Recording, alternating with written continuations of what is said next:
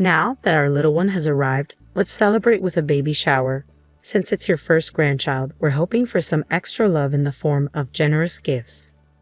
With a smug smile, I presented an envelope containing a sum of money, only to be met with a sharp rebuke. Only $300? Spare me the insult. That won't even cover a week's worth of diapers. Her words hit me like a sudden gust of wind, leaving me stunned and trembling. I'm Olivia, a 57-year-old office worker. My husband, John, manages an auto repair shop alongside our son-in-law, Mason, who's married to our eldest daughter, Ava. They specialize in luxury cars, and business seems to be flourishing. With the luxury car dealerships clamoring for their services and the hefty repair and inspection fees rolling in, Mason frequently quips, "You've got the business acumen down pat. I could learn a thing or two from you and step up my game." Mason and Ava tied the knot half a decade ago. Originally an ordinary office worker, Mason harbored a deep passion for automobiles. He pursued his mechanic certification and apprenticed under John. Although we don't share a roof with our daughter and son-in-law, our paths cross almost daily now that Ava has taken on a role as a secretary at her husband's garage.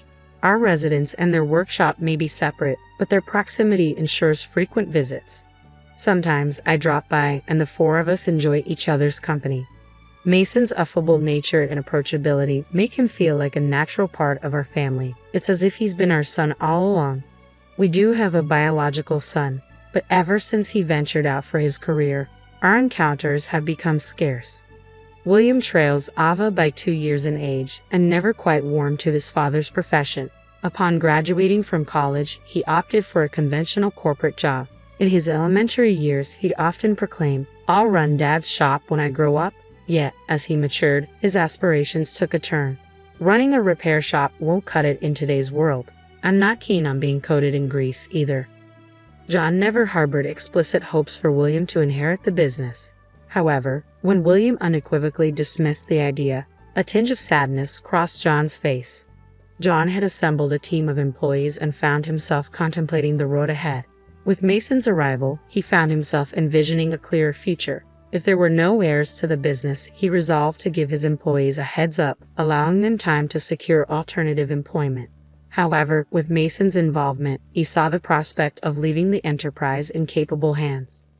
Ava was caught off guard by the prospect of Mason succeeding her father, yet she couldn't help but feel a mix of surprise and relief as she inquired, "I always knew Mason had a passion for cars, but I never anticipated him stepping into my dad's shoes and taking over.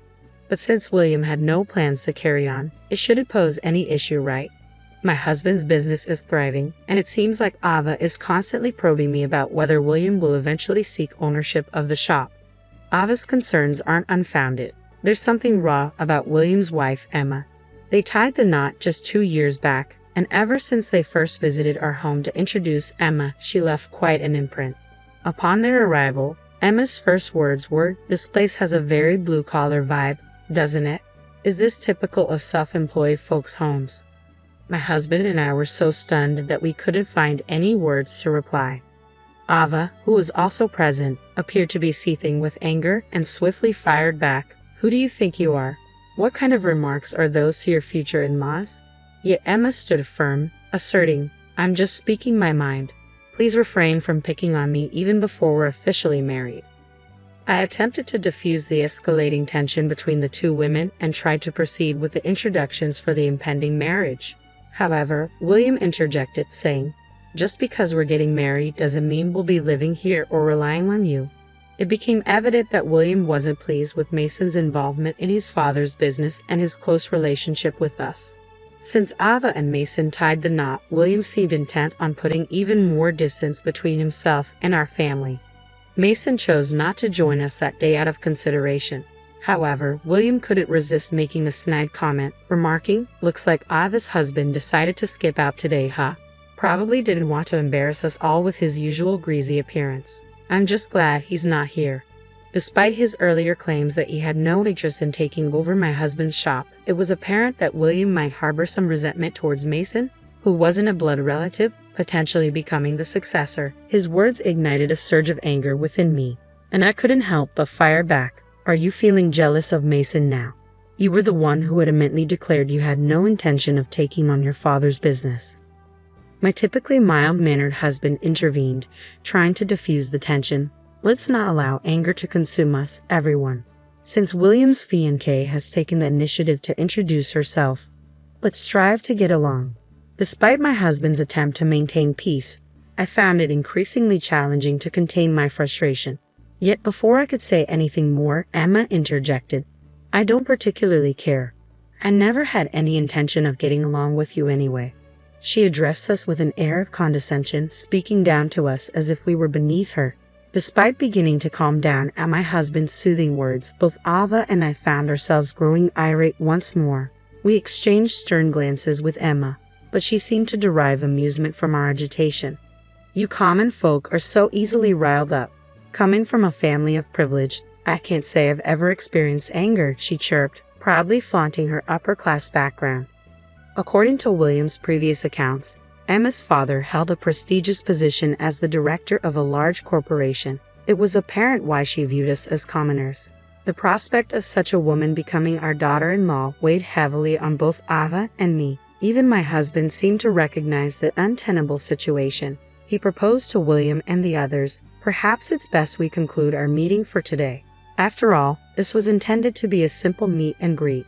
The two of them hastily departed, leaving a lingering tension in their wake. Even after their departure, Ava was still ablaze with anger. Who does she think she is? Boasting about her upper-class lineage just because her father holds a directorial position in a company. She's overstepping her bounds. Even my husband, who had been attempting to pacify us, appeared taken aback. William certainly has his hands full with that one. I'm apprehensive about what lies ahead, he remarked, letting out a heavy sigh. He recounted to us the challenges Emma had presented during the wedding preparations. On the eve of the wedding, Emma deliberately paid us a visit and remarked, "Please ensure you scrub yourself clean, future father-in-law.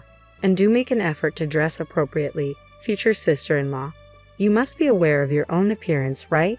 After all, you're not exactly the epitome of beauty. At least try to present yourself decently." Her words dripped with sarcasm as she spoke. I felt a surge of anger rising within me, ready to retort, but my husband interjected calmly, noted, "We'll ensure there are no disruptions." Emma appeared momentarily taken aback by his response. It seemed she had anticipated a more heated reaction, but my husband's composed reply left her at a loss for words. With a dissatisfied expression, she exited the scene, unable to provoke the desired reaction from us. The following day, at the wedding ceremony, Emma stepped forward in front of our family and delivered her usual barbed remarks. "It's embarrassing for everyone to associate with your relatives, so kindly keep them in check. And as for this pervasive oily smell in the vicinity, it's all thanks to you," she sneered, unable to resist her habitual snidiness. Upon meeting Emma for the first time, Mason wore a fascinated expression and remarked, "I'd heard some rumors, but she's even more intense than I imagined." Normally sporting long, unkempt hair and a beard, Mason had tidied up his appearance for the occasion, dressed sharply in a suit, leaving Emma with no grounds for complaint. Though, he added with a hint of mischief, I kind of wish he'd shown up in his usual work attire, long hair, and all, just to see Emma's reaction. Following the wedding, we received no word from William at all. Concerned, I voiced my worries. I wonder how William is holding up. My husband, sounding resigned, replied, "No news is probably good news." I was worried too, but reaching out might only rile up his wife. Let's wait for them to reach out to us. During their previous visit for the marriage introduction, it had been made abundantly clear that they wanted minimal interaction with us, making it difficult for us to initiate contact. 2 years passed without a single word from William. Emma's behavior at the wedding continued to be a topic of conversation among us. Whenever my husband, Ava, Mason, and I gathered for a meal, the subject inevitably arose. I don't think Emma even knew who I was. No one bothered to introduce me to her. She probably saw me as some rough relative, Mason remarked, eliciting laughter from us. It would have been quite a sight if you had shown up in your typical work attire, messy hair and all. She might have thrown you out, I added, chuckling along with everyone else. The tension at the wedding had been so palpable that Mason never had the chance to introduce himself to Emma. Nevertheless, Mason had seamlessly integrated into our family by now, becoming like a cherished son to us, even in William's absence. Then, out of the blue, one day, heavy snowfall blanketed the area, causing chaos on the roads as cars became stranded everywhere. At my husband's workshop, a surge of requests flooded in from customers needing their cars towed, keeping everyone bustling with tasks. The team split up duties to handle the influx efficiently. My husband and Mason embarked on a job for a foreign car dealer, a routine task for them. However, upon their return, both wore expressions of despondency. Concerned, Ava probed Mason about their mood, but he brushed it off with a casual, "It's nothing." Taking his word for it, I didn't dwell on their demeanor. A few days later, William and Emma unexpectedly appeared at our doorstep, Emma cradling a baby in her arms. At the sight of the sleeping infant, a smile spread across my face involuntarily.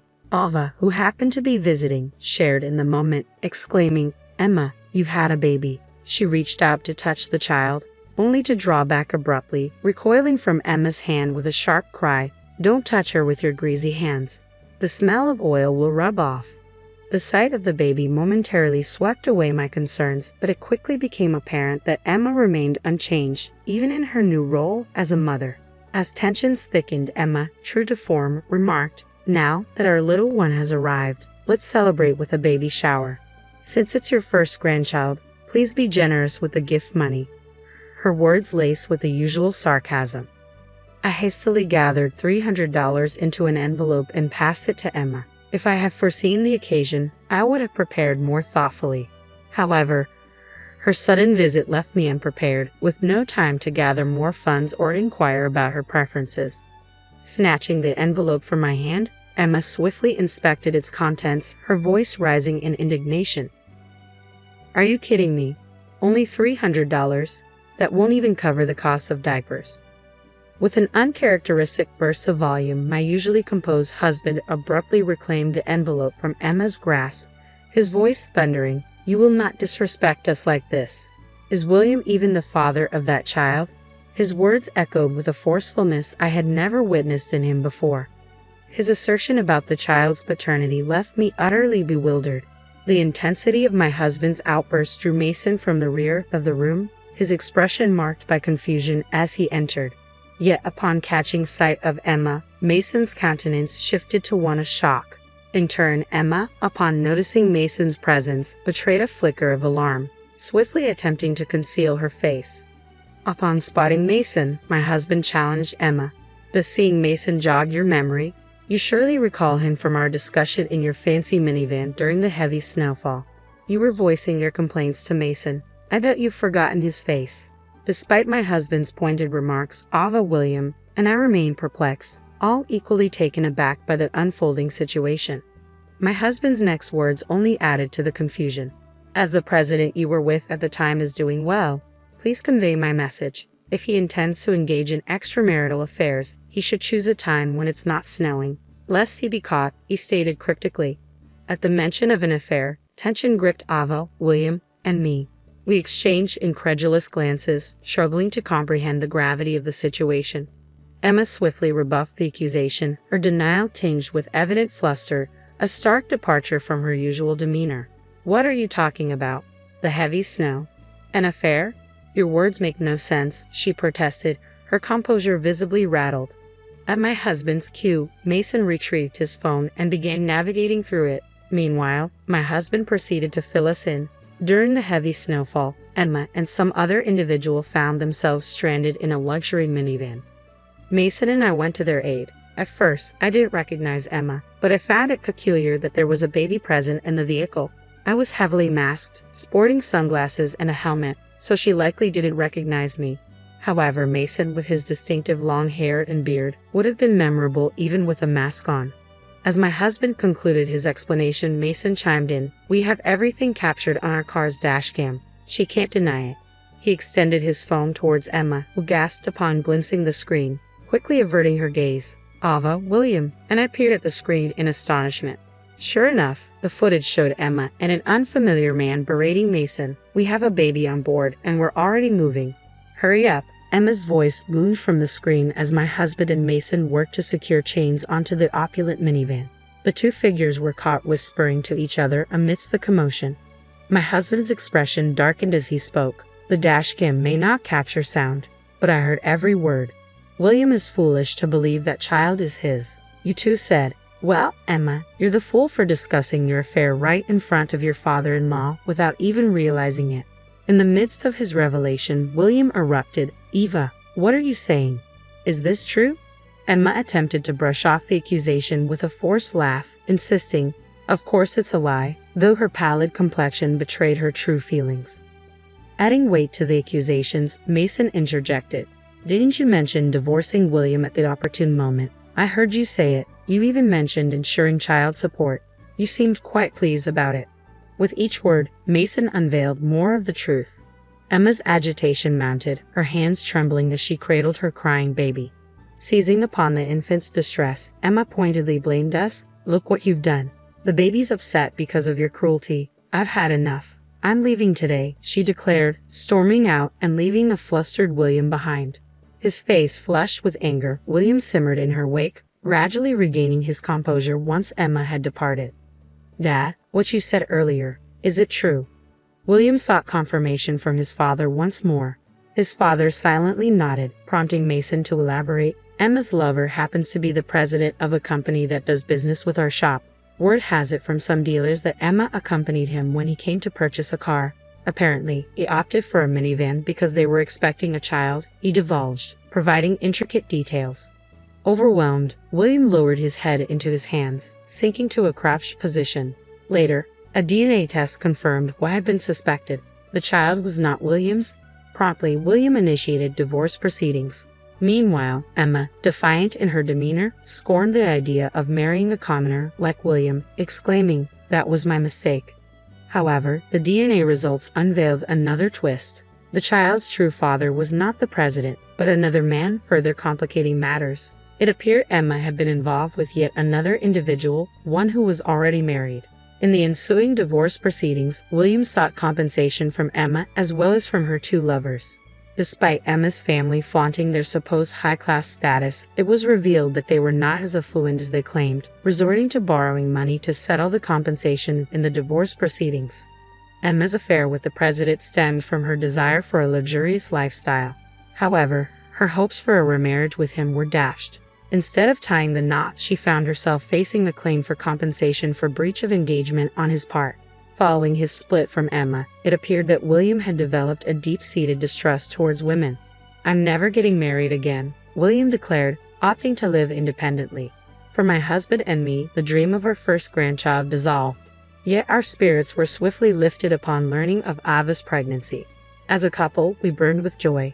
In a playful jab at my husband, Mason quipped, "Don't worry, the baby's definitely mine." With the arrival of the baby, we'll be moving in with Ava and Mason. "It looks like we're in for an exciting chapter ahead," I remarked, anticipating the lively life awaiting us.